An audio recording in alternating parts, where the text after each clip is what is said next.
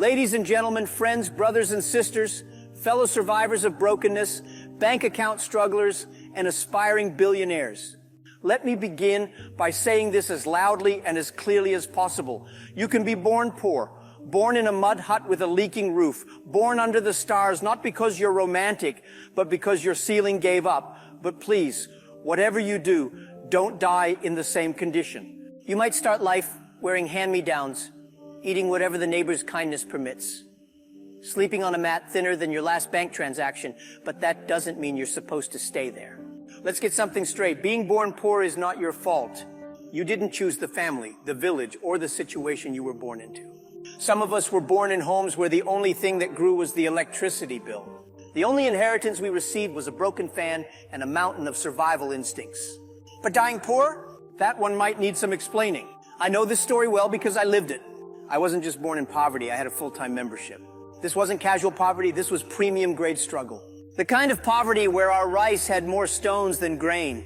Our family's idea of fine dining was adding salt to hot water and calling it soup. When my mom said we had food at home, what she really meant was, use your imagination, child. But look at me now. I didn't escape poverty because of luck or lottery. No magic, no miracles, just a decision. I refuse to make poverty my permanent address. I changed my mindset, I changed my circle, and I changed my future. And so can you. Let's talk about it. Let me drop a truth bomb right here. Being broke is temporary. Staying broke is a mindset. See, you didn't choose your family, your village, or your starting point, but you can choose your destination. You can choose to read, to learn, to grow, to hustle smart, and to build. You can choose to fight for your future, even when your present looks like a rejected scene from a survival documentary. I remember when I used to sell snacks on the street. One day a guy in a big shiny car asked me, "What do you want to be when you grow up?" I said, "Rich, sir." He laughed and said, "That's not a job." I replied, "Neither is being broke, but here we are." That man drove off, but something stayed with me. That hunger, that fire. I didn't just want to survive, I wanted to thrive. Let me drop a truth bomb right here. Being broke is temporary. Staying broke is a mindset. Read that again and let it marinate like chicken before Sunday lunch. See, being broke is a condition. It's something that can happen to anyone. You can be broke because of circumstances beyond your control. A lost job, a failed business, a bad investment, or even being born into a family where the only inheritance you received was your father's debts and your mother's worries. That's life. It happens. But staying broke? That one is personal. That one's on you. Staying broke means you saw the door to opportunity, looked at the handle and said, "Too much work." It means life handed you lemons, and instead of making lemonade, you sat down sucking the bitterness and blaming the lemon tree. It means you got tired of trying, folded your arms and said, "This is just my life." No, wake up. You didn't come this far just to surrender to struggle. You didn't survive heartbreak, rejection, hunger, and humiliation just to bow down to brokenness. You are not furniture in the house of poverty. Stop sitting like you belong. Being broke is like being stuck in a traffic jam. Everyone's been there. But staying broke is like parking your car in the middle of the road and setting up a tent. You may not control how your story started, but you have full authorship over how it ends. You can choose to read, to learn, to grow, to hustle smart, and to build. You can choose to fight for your future even when your present looks like a rejected scene from a survival movie. Your bank balance doesn't define you, your mindset does. Now flip the script. You ever meet someone who's so lazy? If you told them success was just 10 steps away, they'd negotiate for an Uber? Some of you pray like lions but work like sloths. You fast, you speak in tongues, you declare, "I receive my millions." And then you go lie down, waiting for an angel with a checkbook. Faith without hustle is hallucination. Say it with me, hallucination. Let me tell you, God gives you seeds, not finished bread. Your job is to plant, water, grind, knead, bake, and then you eat. You want results without the recipe. You want blessings without business. Sorry, it doesn't work like that. The real miracle is in your routine. Wake up earlier. Start that side hustle. Learn to say no to distractions. Turn off Netflix and turn on your future. Lazy people complain, but hustlers create solutions. Let me offend some people real quick. Why are you wearing designer shoes when your savings account is on life support? Why are you eating at expensive restaurants to impress people who don't even like you? You're walking around with a Gucci belt and an empty wallet. That's not fashion. That's financial suicide with style. Stop buying liabilities just to look successful. Your future is not fooled by your outfit. Be humble. Stack money, stack skills, stack sense. When I was starting out, I looked broke because I was.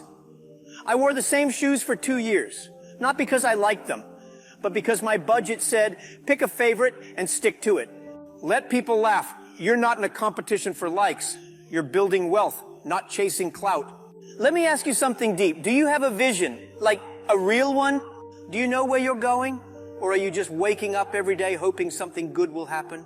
Let me say it clearly. If you don't have a plan, poverty has one for you. When I was broke, I didn't just pray for money. I sat down and wrote my goals. I imagined my future house, my bank balance, my dream job, and the impact I wanted to make. Vision pulls you out of excuses. It gives you energy even when things are rough. It reminds you, this suffering is not permanent. This pain is not the end. You were born looking like your parents, but you will die looking like your decisions. Decide wisely. Let me touch a sensitive topic, your circle. Some of your friends are not friends. They are professional time wasters with diplomas in distractions. They gossip more than they hustle. They celebrate your failure secretly and downplay your success publicly.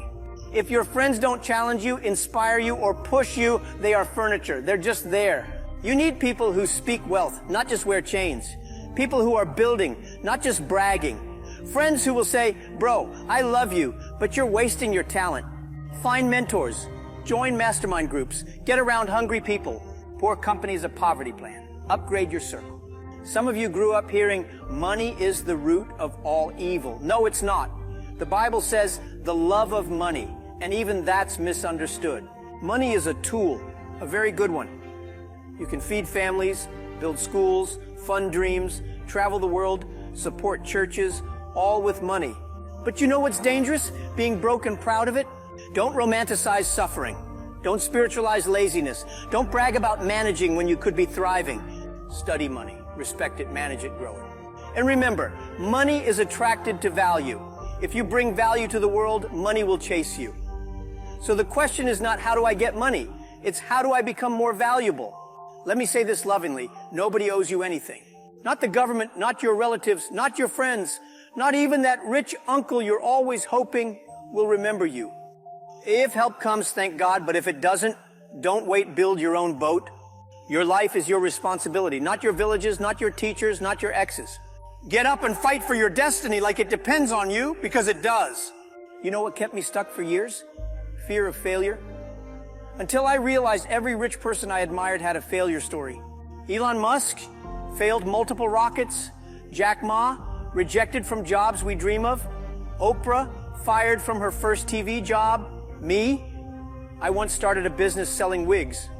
I didn't know anything about wigs. I ended up wearing one myself just to feel like something sold.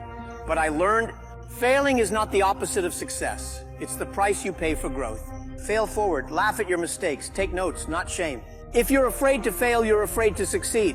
Let me close with this. Listen to me closely, because this is not just the end of a speech. It could be the beginning of your new life. Yes, you were born poor. That was your starting point. That was the prologue, not the plot. That was the opening scene, not the entire movie. Being born poor is your origin story. It's where the journey began.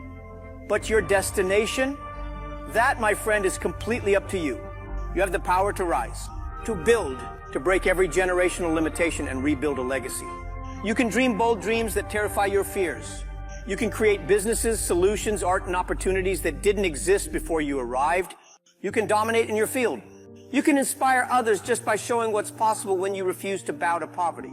Let me remind you, poverty is not a prophecy. It's not a sentence written in stone. It's not your destiny. It's just a location on the map, and you are allowed to leave. Don't settle there. Don't buy furniture there. Don't hang up your dreams on its walls. Don't you dare decorate poverty like it's permanent. Like, I want you to walk out of here today with fire in your eyes and purpose in your steps. I want you to say, I'm not waiting for luck, I'm building a legacy. I'm not hoping for a miracle, I'm becoming the miracle. Because one day, your children or your grandchildren will ask, how did we go from nothing to something? And I want you to smile and say, because I made a decision, I refuse to die poor. So go, dream loud, work smart, fail funny, rise boldly. And when poverty tries to call again, pick up the phone and say, wrong number. This line is now connected to wealth. Thank you.